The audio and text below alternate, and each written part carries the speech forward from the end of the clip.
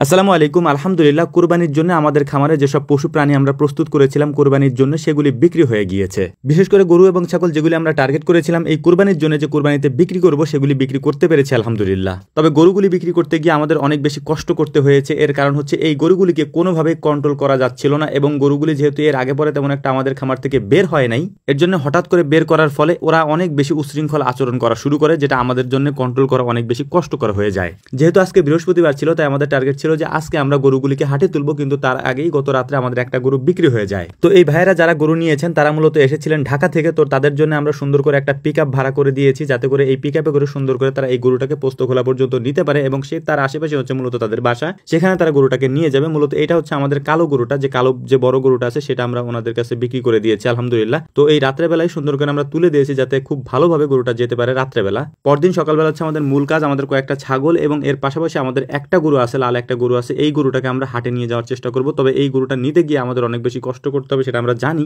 তবুও আমাদেরকে নিতে হবে। এর কারণ হচ্ছে যেহেতু আমাদের আজকেই হাট, অর্থাৎ বৃহস্পতিবারই হাট আমাদের এখানে, এবং শুক্রবারে আমাদের এখানে হাট নেই, শনিবারে তো কুরবানি, যে কারণ হচ্ছে যে আজকেই গরু বেচা কেনা হবে। আমরা আজকেই গরুটাকে নিয়ে যাওয়ার চেষ্টা করবো ইনশাআল্লাহ। যেহেতু একদিন পরেই কুরবানির ঈদ, যে কারণে হচ্ছে যে অনেক বেশি গরু এখানে উঠেছে, আর এই জন্য হচ্ছে যে রাস্তাঘাট সব ব্লক হয়ে গেছে। আমরা অনেকক্ষণ পর্যন্ত অপেক্ষা করে তারপর হচ্ছে যে ভিতরে ঢুকেছি, ভিতরে ঢুকি নাই, রাস্তায় হচ্ছে গরুটাকে আমরা নামিয়েছিলাম, এবং এখান থেকে নিতে গিয়ে যে পরিমাণ কষ্ট আমাদেরকে করতে হয়েছে ওই ভিডিওগুলি আমি আর আপনাদেরকে দিইনি। এটার কারণ হচ্ছে যে এখানে খুব বাজেভাবে গরুটা মানে দৌড়ায়, তারপরে হচ্ছে যা যাচ্ছিল, যেটা আমাদের কাছে মানে ওদেরকে কন্ট্রোল করা বা ওকে কন্ট্রোল করা আমাদের পক্ষে কোনোভাবেই সম্ভব ছিল না। অনেক কষ্টে তারপর হচ্ছে আমরা যেখানে গরুটাকে বাঁধবো সেখানটা পর্যন্ত নিয়েছি। ওইখানে নেওয়ার পরও ওইখানে যে বাঁশ আমরা দিয়েছিলাম বা আমরা যে মানে একটা তৈরি করেছিলাম ওইটাও ভেঙে ফেলছে। তো যাই হোক, তারপরে অনেক কষ্টে এটাকে রাখার পরে বেশ কিছুক্ষণ পর্যন্ত খরিদ্দারেরা আসলেন, তারা দাম বললেন, দেখলেন। এটার আলাদা একটা অভিজ্ঞতা আছে। আমি মাঝে মাঝে এটা বলার চেষ্টা করি, যদি আপনি খামারি হন বা আপনি যদি গরু ছাগল পালন করেন, তাহলে অবশ্যই এই জিনিসটা যদি আপনি না পারেন, বিশেষ করে হাটে গরু নেওয়া বা হাটে গরু নিয়ে বিক্রি করা,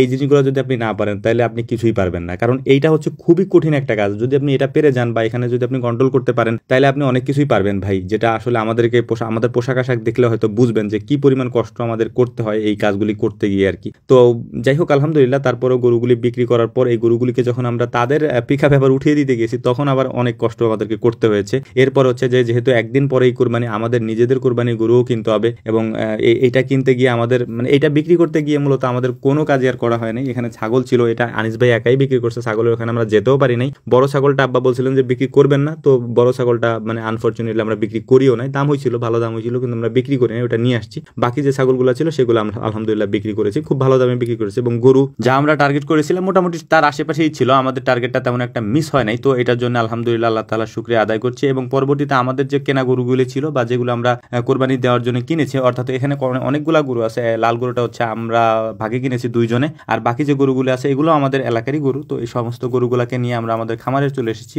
কিছু গরু অন্য জায়গায় রাখা হয়েছে এবং কিছু গরু আমাদের খামারে রেখেছি। তো যাই হোক, আমাদের জন্য দোয়া করবেন। আসসালামু আলাইকুম রহমতুল্লাহ।